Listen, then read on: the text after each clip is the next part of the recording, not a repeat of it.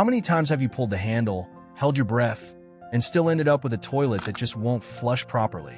It's one of the most frustrating bathroom problems because it feels like it comes out of nowhere.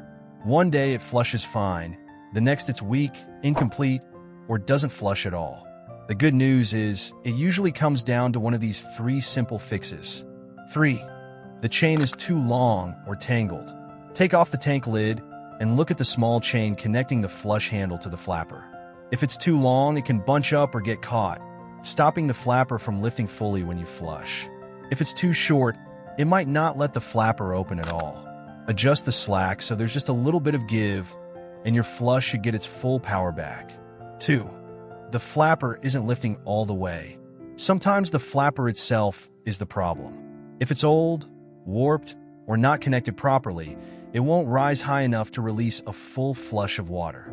Watch it closely during a flush. If it barely lifts or falls back down too fast, it's time to either reposition it correctly or swap in a new one. 1. Low water level in the tank. If the tank isn't filling with enough water, there simply isn't enough pressure to push waste through properly.